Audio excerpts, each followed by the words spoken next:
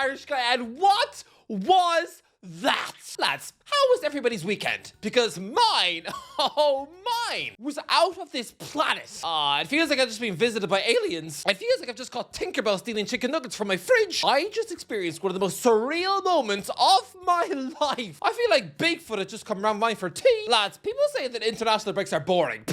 Boring? I'm still recovering my blood pressure now. I feel like I've just discovered that I'm somehow pregnant whilst riding Space Mountain backwards. I feel like I've just been chased by a bear on Halloween because, lads, I just experienced something that is not supposed to happen to people like me. Like giving birth through the nose. Ireland needed a win in Hungary to qualify for the World Cup playoffs. And we did it. In the 96th minute, with virtually the last kick of the game, as Troy Parrott completed a hat-trick. Lads, a few weeks ago, I did a video saying that Ireland's World Cup hopes were dead. And lads, that wasn't even a bold thing to say. We just lost to Armenia. So yeah, me saying that the World Cup hopes were dead were about as matter of fact as if I were to announce that your granny is dead midway through her funeral. Yeah, I don't think anyone's expecting her to leap out of a coffin and perform a one-woman musical on stage. But what I just witnessed yesterday, it was like seeing a zombie playing the banjo. When we lost to Armenia, outclassed by a bunch of farmers no more talented than frozen milk. Oh lads, expecting Ireland to come back and qualify after that, it'd be like expecting to back on an episode of The Simpsons and expecting to see Marge munch the head off Maggie. It'd be like expecting to go down the zoo and catch the giraffes playing Connect 4. Believing that Ireland were going to qualify after losing to Armenia, it was about as loopishly foolish as thinking that popcorn could make you fly. Ireland going through after that? No! Believing that would be about as demented as believing that potatoes can read your thoughts. It was so unlikely, but this was the mother of all comebacks. Did that actually happen? Did that actually happen? Yeehaw! Yes! Yes! Yeah! Yes, yes, yes! And I know I sound like Big Sam at a buffet, but I don't care! This is one of the greatest moments of my life. People always say that the best moment is when you have a baby. But I'm sorry, I really struggle to believe there's maternity wards up and down the nation, full of blokes screaming until their lungs turn blue. No, if they're anything like my dad, they're busy texting their mates asking if they'd like to buy a baby for an airport Toblerone. Lads, this is one of the greatest moments of my life. It was my best ever moment in that room. But please don't tell that to the hole in the couch, you'll just get jealous. We had 1 point for the first 3 matches. We scraped a 2-2 draw with Hungary, then lost in Armenia, which honestly still remains one of our nation's biggest ever disgraces. People like to try and pretend that Armenia were surprisingly decent, and that losing to them wasn't actually as embarrassing as burping up a sausage midway through your first date. Oh no, they just traveled to Portugal yesterday and lost 9-1. It is kind of mad. The one match where Ronaldo was banned and his teammates are able to score nearly 10 without him. But yeah, Roberto Martinez is more frightened of dropping him than you would be of chasing a tiger out of his kitchen. I mean, Martinez shouldn't glow too much because he is a man who's actually lost a match 9-1 in the Premier League. And Troy Parrott, the man of the hour, recently scored 4 in a 9-1 win in the Eredivisie over a side coached by a megastar like Van Persie. So yeah, it's all about the 9-1 right now. And yeah, so we lost to Armenia and then lose in the next match in the final minute to Portugal. And that was it. 1 point from 3 games. We were out, buried in a shallow grave next to your childhood bunny rabbit who choked on spaghetti. But to win our final 3 matches, beating Armenia, beating Portugal, beating Hungary. This is absolute bananas. This is a fairy tale. I can't believe it. It's honestly like finding the tooth fairy chilling in your fridge. Lads, I don't think a football player has ever had a more special week representing their nation. Well, except those who scored in the World Cup final. But other than that, are you kidding me? This was the Late Late Troy Show. Troy Parrott is the only person who scored a goal for us this week. 2 against Portugal, 3 against Hungary. 5 goals? Are you kidding me? Somebody who was seen as an absolute wet pizza slice wedged behind Evan Ferguson in the pecking order. No. He's just become an Irish hero for life. And this is by a million miles the most impressive Irish hat-trick I've ever seen, because it's the only one ever scored outside of Dublin. Seriously, finding Irish hat-tricks away from home are about as rare as finding dead leprechauns in your toilet. It's like expecting to win your next girlfriend in a box of Rice Krispies. Nobody had ever scored an Irish treble away from home ever. Expecting an Ireland international to score 3 times outside of Dublin. It's like expecting a hippo to tell jokes at the zoo. But Troy did it! Parrott did it! Yes! I mean, the guy said the other night that beating Portugal was the best night of his life. This must be the quickest that any person in the world has ever upgraded on the best night of their life just 3 nights later. Seriously, how is he ever going to come back to Earth and enjoy normal weeks again after this? Everything is going to be so boring in comparison. It must be like somehow getting blasted into space. You then enjoy an epic picnic on the moon. How do you get on with normal life after that? Suddenly Chinese takeaways on the couch don't look so fun. Lads, there's been plenty of people out there who've recently gone, I don't like international football. I can't get into it. Ireland are rubbish. What's the point? This is exactly the point. This is the point of sports. This is why you tune into every Ireland match that you can. This is why you continue to give them your support even when things look gloomier than a Tim Burton film. Do you not think I've been really burnt by football before? I mean, just 4 years ago, I see my nation go 11 hours without a goal, losing to Luxembourg while seeing my club team bottom of the league for 6 months. In 2009, I see our World Cup hopes unfairly extinguished by the most obvious handball since Maradona. Just weeks after I see Newcastle losing the championship to Scunthorpe. I've been there. I have been at rock bottom lows. I mean, there's being burnt and then there's having a smooch with a stove. But now in 2025, a cup final win and a last minute win to get through to the World Cup playoffs. I'm in dreamland. This is why you stick with your team. Lads, Troy Parrott just gave me one of the best moments I've ever had in my life. Seriously, lads, when that goal went in, I turned into some sort of werewolf. Insane. So such an extent that people outside the house would have thought that I like to start pigeon stick through a straw because there's clearly some weirdo in there. That was the most thrilling match. As we had to win this game, and Armenia had fully crushed my optimism into squashed Pringles crumbs. We needed a miracle. But to then beat Portugal, okay, I was nervously hopeful for this 2 p.m. trip to Hungary. And then they scored after a minute. And honestly, lads, if I'd done a watch-along, you'd have seen the face of someone who looked like Ralph Wiggum after he'd just been dumped. Seriously, the biggest match in years to go 1-0 down after a minute. It was a disaster. I felt like I'd just been punched in the face by a chimp, especially as it was blatantly offside. But then we get a penalty after Ogbeni gets kicked in the foot, and Troy Parrott converts. Okay, back into it, but still need the win. And then before half-time, the Puskás Arena erupts when our back four backs off, allowing Barnabas Varga to chest it down and unleash a rocket into the top corner. So that was it. Done. We now needed a 3-2 win to get through. We hadn't scored 3 goals in a match away from home since squashing Luxembourg 4 years ago.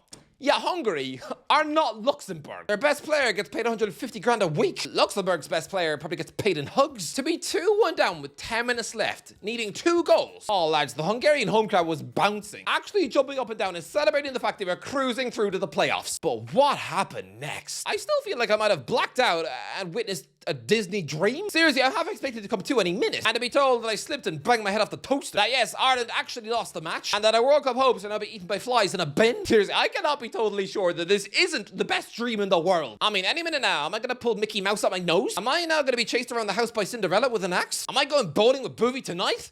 That'd be more of a nightmare, to be honest. Lads, Parrott equalised, and this is how I celebrated. Yes, come on. Come on.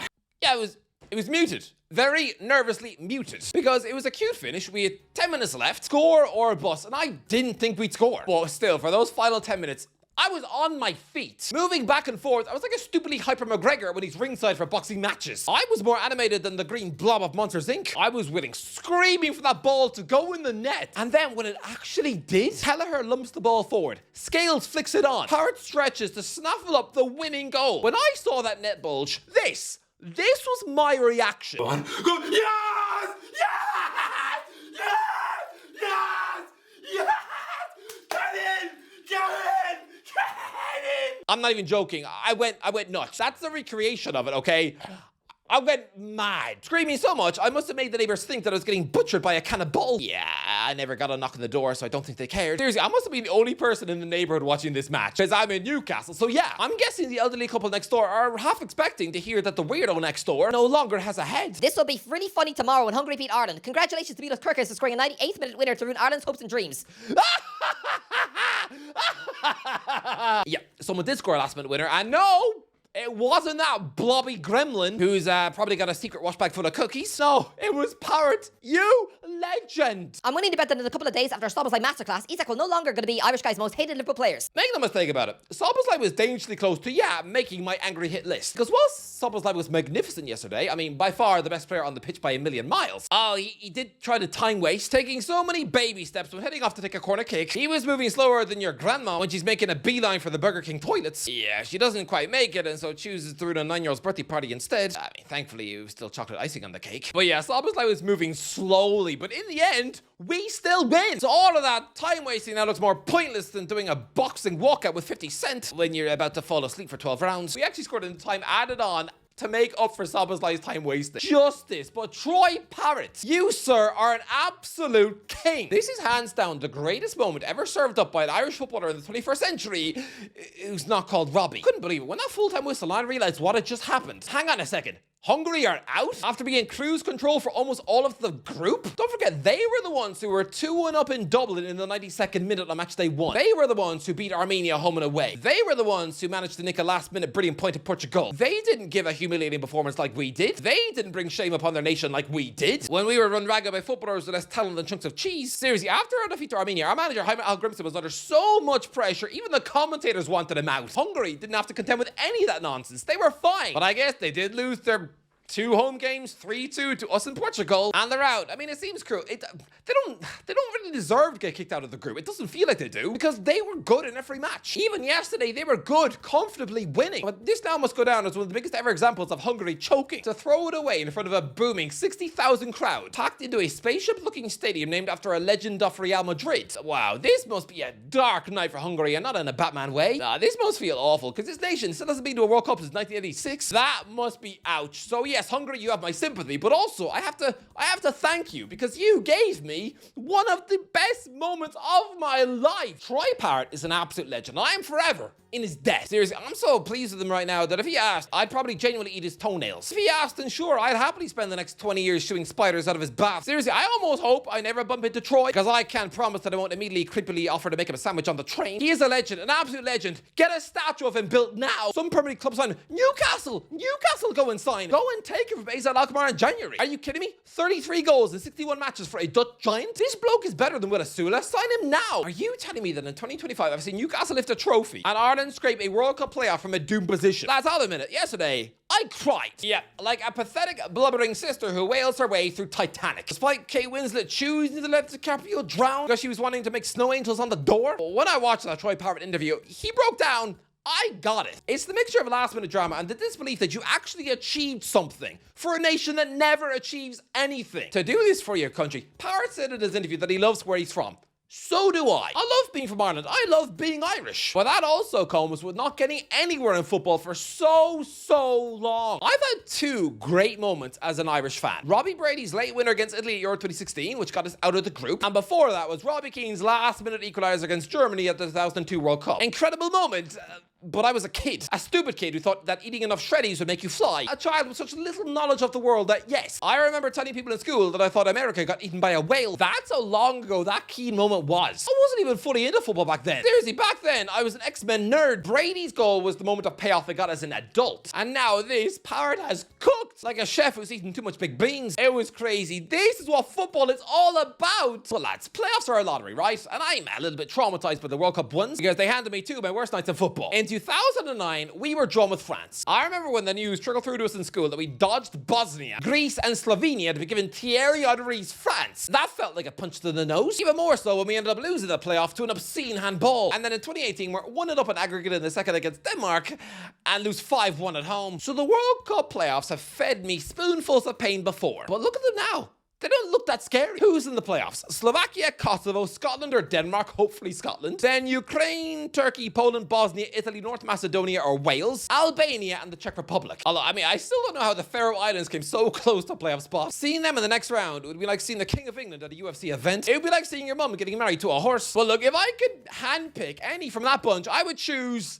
Albania or Bosnia. Either one of those 2, please. Actually, give us Bosnia. Go on then. Go on, bring on Bosnia. I mean, this is a team we were crushed 7-0 by Germany a year ago. And who recently trickled past San Marino 1-0 at home. I'll take Bosnia, thank you very much. I mean, I'd rather not be given Poland or Wales, and I would think losing to Scotland in the World Cup playoff would embarrass me more than my dad choosing to do a poo in my hot chocolate when friends were over for tea. But no, my big one preference for the World Cup playoffs, anyone but Italy. Not Italy, not Italy, not Italy, not Italy, not Italy, not Italy, not Italy, not Italy, not Italy, not Italy. No, they are the big bad dogs of the World Cup playoffs. And it's an Italy team so desperate to qualify. Lads, it was called an apocalypse in the Italian media when they failed to qualify for the 2018 World Cup. Yeah, they're now on the verge of missing out on 3 straight World Cups. They haven't been in one in over a decade. So if 2018 was an apocalypse, if they miss out on a 3rd one in a row, they'd be at that stage of the apocalypse where the mutant zombies have now run out of eating people and so have to pass the time by whacking on a box set of Mrs. Brown boys. That sounds like utter fresh hell. So please, don't give us Italy. Anyone but Italy. And their snarling, weirdo manager, Gennaro Gattuso. Someone who really feels like he should be the grumpy one smashing up toasters in Snow White's kitchen. Oh, wait, hang on. Oh, apparently it's not just one team we have to beat to get to the World Cup. Oh, no. It's two. There's a semi-final and a final. Oh, we've been on the road before. In the Euro 2020 playoffs, we were one semi-final penalty shootout away against Slovakia away from setting up a playoff final with Northern Ireland in Belfast. I mean, to be fair, it was back when the world was on pause, so there'd have been barely any fans on the ground. So that would be weird. An extremely tense, historic All-Ireland playoff in a stadium so empty, you could hear the linesman burp. That would have been weird, and yeah, probably just as well we lost that semi-final. But lads, please, in the playoffs, anyone but Italy. But to round off, Troy Parrott, you just gave me an unbelievable moment. Yes! I can't believe it. Yes! Anyway, that's it with everyone. What do you think? Let me know. What do you think? Let me know. Enjoy the video. Don't forget to like Troyyyy. I'll talk to you in a while.